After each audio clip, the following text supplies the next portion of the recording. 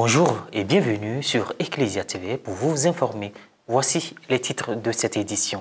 La commission épiscopale pour les moyens de communication sociale de Côte d'Ivoire a tenu sa première rencontre de l'année pastorale 2024-2025 au centre diocésain de Yamoussoukro du 3 au 5 février dernier.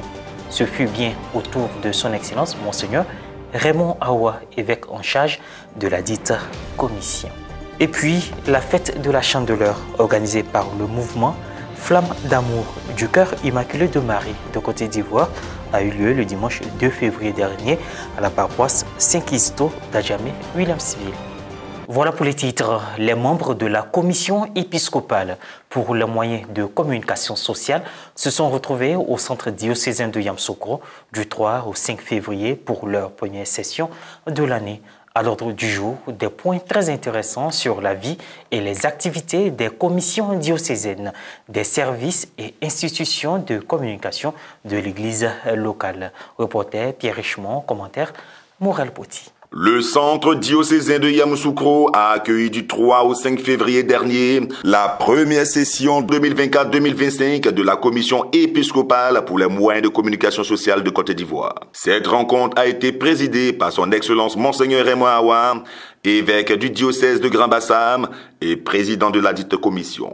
Elle a réuni les chargés de communication des différents diocèses, les responsables nationaux et diocésains des services, institutions de communication de l'Église de Côte d'Ivoire. Plusieurs points ont été abordés lors de ce cadre d'échange et de partage, entre autres, le jubilé du monde de la communication et dans les diocèses en Côte d'Ivoire, la célébration de la journée nationale des masses médias, la sensibilisation pour la quête impérée des masses médias, la campagne des livres de Monseigneur Awa en soutien aux médias catholiques nationaux et les résolutions spécifiques de la 126e Assemblée plénière de la CECCI pour les médias catholiques. Il faut retenir que nos pères, les archevêques et les évêques de Côte d'Ivoire accorde une très grande importance aux médias catholiques de Côte d'Ivoire, et des personnes de bonne volonté se donnent du temps et aussi des moyens pour la bonne marche de tous nos médias catholiques en Côte d'Ivoire. Des choses restent à faire, mais déjà on peut se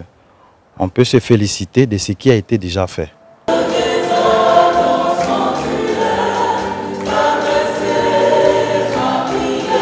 Cette première session de la commission épiscopale des moyens de communication sociale s'est achevée par la célébration eucharistique à la paroisse cathédrale Saint-Augustin de Yamoussoukro, dont l'homélie a été faite par le révérend père Ange Tizier du diocèse d'Odiéné.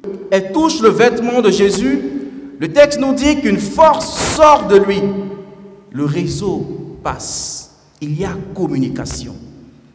La femme a compris le message. Elle a compris que le Seigneur est amour et l'amour transmet l'amour. Comme le dit le communicateur, il y a eu le récepteur qui finalement a compris le message. Le message central qui nous est donné de comprendre ici, frères et sœurs, c'est de comprendre que le langage de Dieu, c'est le langage de l'amour, parce que Dieu est amour. Les articulations de fin ont été ponctuées par la lecture du communiqué final, la présentation des différents prêtres, religieuses et laïcs, membres de la dite commission, la photo de famille. Il y a eu des propositions concernant les organes nationaux et puis les autres structures de communication. Ce qui a été décidé, c'est qu'il nous faut nous engager à les équiper un peu plus et à avoir un personnel un peu plus étoffé pour pouvoir assurer un service de qualité et puis aussi travailler dans la sérénité. Vous voyez, quand les agents doivent être partout au four et au moulin, et ça épuise et ils ne peuvent pas travailler dans le calme, dans la sérénité. Le résultat du travail n'est pas parfois aussi performant qu'on l'attend. Donc il nous faut un peu de matériel et un plus de personnel. Il nous faut aussi vraiment nous engager à soutenir les médias en tant que responsables de la commission et faire appel aussi aux chrétiens, aux fidèles laïcs pour qu'ils soutiennent les médias. Dans le cadre de cette rencontre-là, l'effort que chacun doit déployer pour pouvoir soutenir les médias, et cela à travers les quêtes impérées que nous réalisons, que ce soit l'occasion où nous mobilisons, nous lançons ce message-là afin que le peuple de Dieu puisse comprendre l'obligation qui est la sienne, la responsabilité qui est la sienne de pouvoir donc soutenir les médias. Pour les échanges, il faut dire que je repars satisfait, puisque j'ai appris auprès des autres chargés de communication, des autres pères chargés de communication. Je voulais dire merci à mon chargé de communication, le révérend père Franck Stéphaniapi. Je vais repartir dans le diocèse vraiment grandi avec beaucoup d'expérience. Et pour refermer cette édition, le mouvement Flamme d'amour du cœur immaculé de Marie de Côte d'Ivoire a célébré au cours d'une messe la 7e édition de la fête de la lumière dénommée Fête de la Chandeleur. L'événement s'est tenu à la paroisse Saint-Kizito d'Adjamé-Williamsville en présence du curé de la paroisse, le père Désiré Amangwa, le dimanche 2 février dernier. Reporter Aristide Sossou, commentaire Guy Rochiao. Archidiocèse d'Abidjan, paroisse Saint-Kizito d'Adjamé-Williamsville.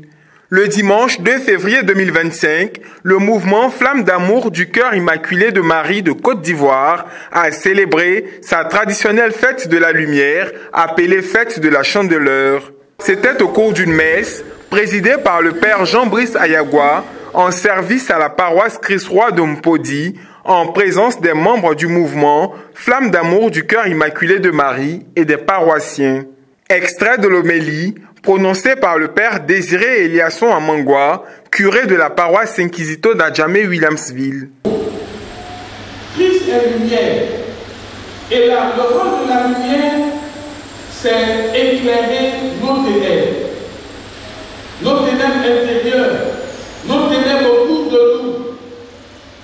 Être porteur du Christ, être flambeau, c'est laisser la lumière du Christ pénétrer en nous pour éclairer tous les points et les points de notre vie. Votre amour et la flamme d'amour de votre cœur, ô Marie, descendent sur tous les hommes.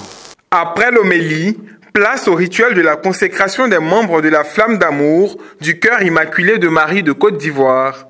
L'Eucharistie s'est poursuivie par le don des consacrés à la Caritas paroissiale et la présentation des membres du bureau restreint de la coordination nationale de la flamme d'amour du cœur immaculé de Marie en la fête de la présentation du Seigneur et de la journée mondiale de la vie consacrée. C'est une fête qui est significative pour eux, qui a donné l'occasion de renouvellement et la reconsécration pour certains, pour les nouveaux, et renouvellement des promesses des anciens. C'est l'occasion pour eux de célébrer ensemble et faire la promotion de ce mouvement pour que le mouvement soit connu.